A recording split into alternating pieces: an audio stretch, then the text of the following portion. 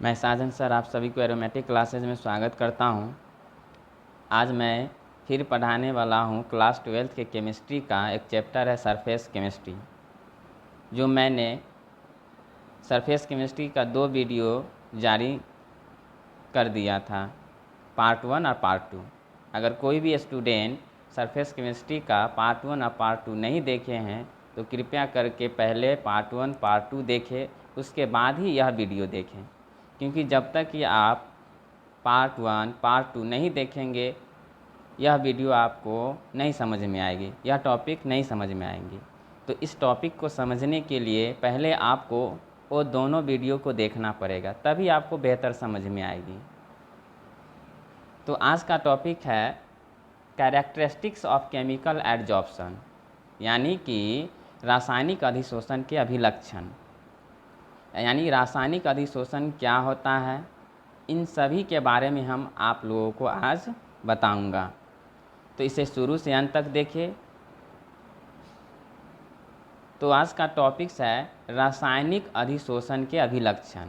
तो मैंने इससे पिछले वीडियो में आप लोगों को बताया था कि रासायनिक अधिशोषण होता क्या है।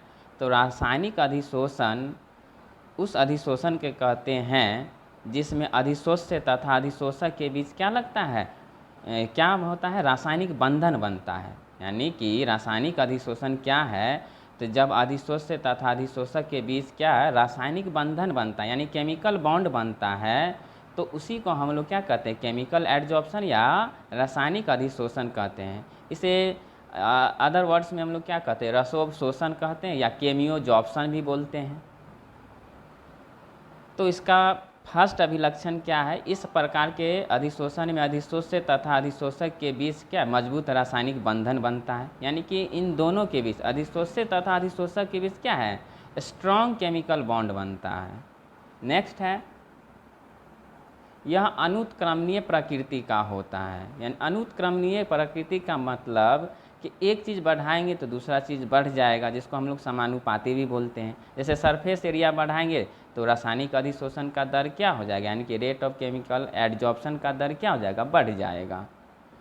नेक्स्ट है, यह विशिष्ट प्रकृति का होता है। विशिष्ट प्रकृति कहने का मतलब क्या है कि जिसके साथ कोई भी, जिस अधिशोषक पर अधिशोष्य को चिपकना होगा उसी के साथ चिपकेगा, अन्यथा किसी और के साथ नहीं चिपक सकता है। यानी कि अन्य किसी और के साथ उस पर संचित नहीं हो सकता, जिसके साथ वह जिसके ऊपर संचित होना होगा उसी पर हो सकता है और किसी पर नहीं हो सकता है। तो यह विशिष्ट प्रकृति का होता है।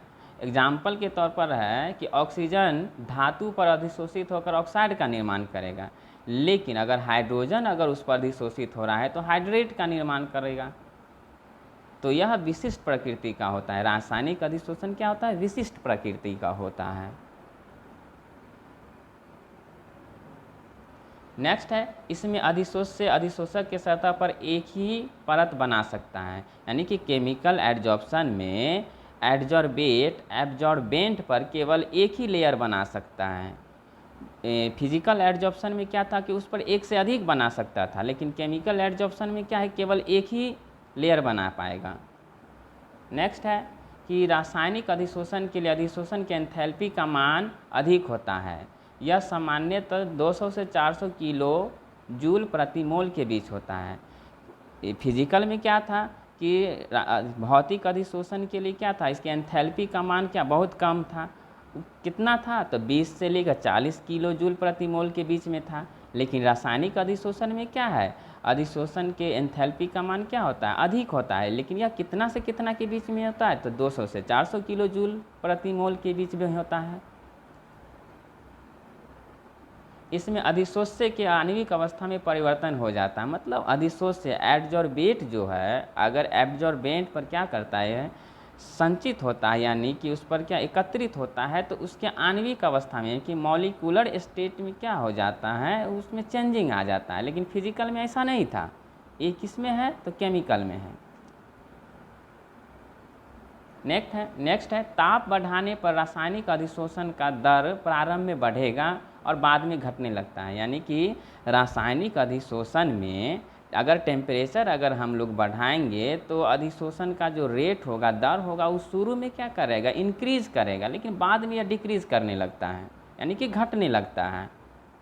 नेक्स्ट है कि दाब बढ़ाने पर रासायनिक अधिशोषण का दर घटता है। अगर हम प्रेशर बढ़ाएंगे तो केमिकल एडजॉर्प्शन का दर जो रेट होगा, दर होगा, वो डिक्रीज़ करने लगता है। यानी कि टेम्परेचर बढ़ाएंगे तो रासायनिक अधिशोषण का दर क्या होगा, इनिशियल में यानी कि प्रारंभ में क्या करेगा, इंक्रीज़ करेगा, लेकिन बाद में यह क्या करने लगता है, डिक्रीज़ करने लगता है टेम्परेचर इंक्रीजिंग करने पर।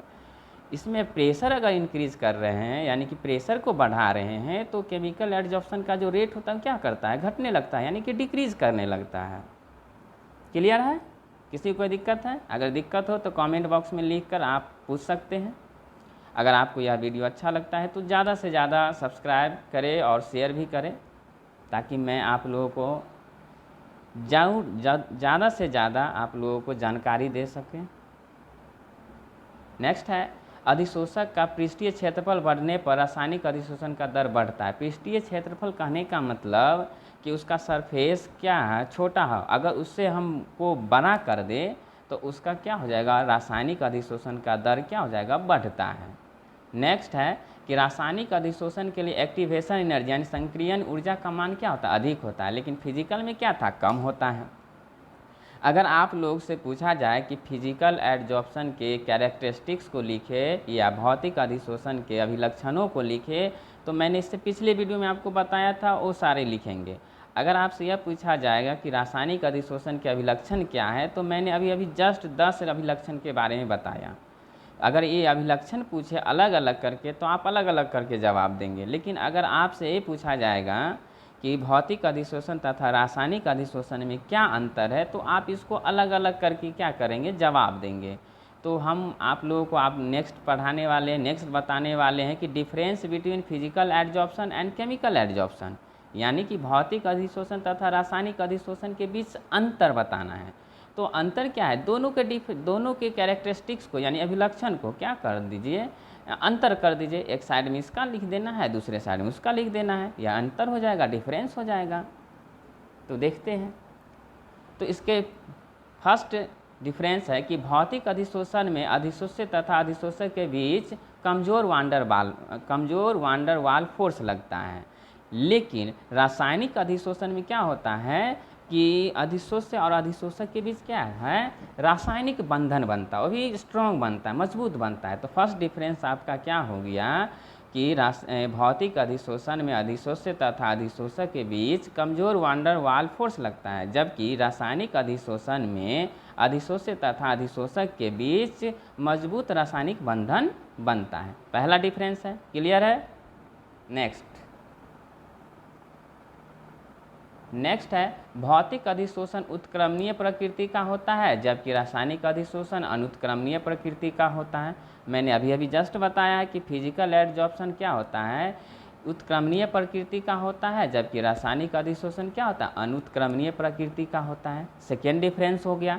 थर्ड डिफरेंस क्या है, थर्ड डिफरेंस है कि भौतिक अधिशोषण के लिए अधिशोषण के एंथैल्पी का मान बहुत कम होता है, जबकि रासायनिक अधिशोषण के लिए एंथैल्पी का मान क्या होता है, अधिक होता है।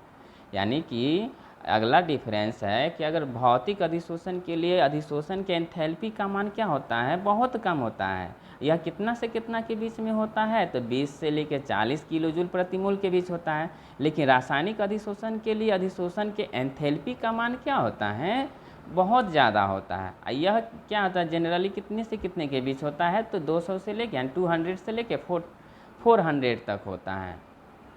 नेक्स्ट है भौतिक अधिशोषण में अधिशोष्य अधिशोषक के सतह पर एक से अधिक परत बना सकता है, जबकि रासायनिक अधिशोषण में अधिशोष्य अधिशोषक के सतह पर केवल एक ही परत बना सकता है।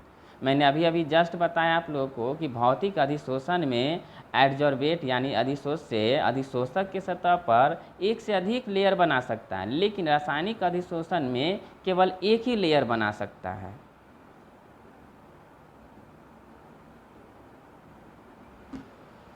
नेक्स्ट है कि भौतिक अधिशोषण विशिष्ट प्रकृति का होता है। विशिष्ट प्रकृति कहने का मतलब कि इस पर कोई भी आके क्या चिपक सकता है, लेकिन रासायनिक अधिशोषण विशिष्ट प्रकृति का नहीं होता है। मतलब इस पर कोई भी आकर ऐसा नहीं कि जिसको मन होगा वो आकर चिपक जाएगा, इस पर वही आकर चिपकेगा जो उसके लायक होगा।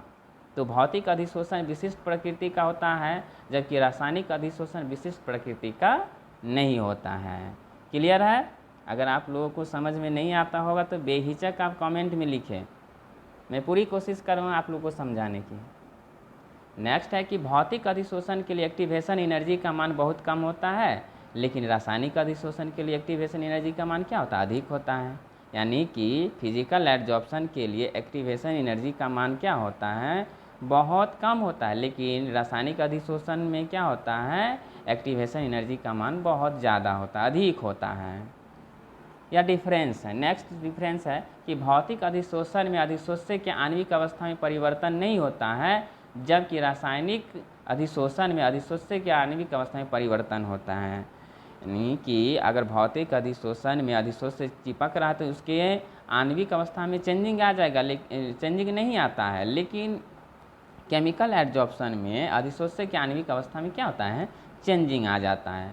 तो ये रहा आपका डिफरेंस फिजिकल एडजॉर्प्शन में और केमिकल एडजॉर्प्शन में। आप भी क्या है अभिलक्षण से एक दूसरे से क्या कर सकते हैं? डिफरेंस कर सकते हैं। मैंने आपको ईजी हो सके, मैंने आपको इसलिए बताया कि यह आपको ईजी हो सके, तो आपको समझ में आ गया होगा कि कैसे हमें डिफरेंस करना है। तो इसे डिफरेंस करें और समझने की कोशिश करें। मैं पूरी कोशिश करता हूं कि आपको बेहतर समझ में आए, और उम्मीद करते हैं कि आपको बेहतर समझ में आता है। नेक्स्ट आज टॉपिक है factor affecting the adsorption of gas on the surface of solid. Hindi है कि ठोस के सतह पर गैस के अधिशोषण को प्रभावित करने वाले कारक। ठोस के सतह पर गैस के अधिशोषण को प्रभावित करने वाले कारक। कहने का मतलब कि ठोस के सतह पर कौन से गैस चिपकेगा, या कौन से गैस उस पर एकत्रित होगा या इकट्ठा होगा, या कौन नहीं होगा, या अधिशोषक कैसा होगा, अधिशोष्य कैसा होगा जो उस पर एकत्रित होगा या एकत्रित नहीं होगा, उन सभी के बारे में हम लोग अभी क्या करेंगे? पढ़ेंगे। नेक्स्ट है तो ठोस के सतह पर गैस को अधिशोषण को प्रभावित करने वाले कारक क्या निम्नलिखित है, नीचे लिखा हुआ है। तो फर्स्ट क्या है? नेचर ऑफ गैस, यानी गैस की प्रकृति। कहने का मतलब कौन से गैस अधिशोषक के सतह पर क्या एकत्रित होगा, यानी कि उस पर चिपकेगा, आपको नहीं चिपकेगा। नेक्स्ट होता है नेचर ऑफ एडजॉर्बेंट, यानी कि अधिशोषक कैसा होना चाहिए जिस पर क्या कोई गैस आकर उस पर चिपकेगा।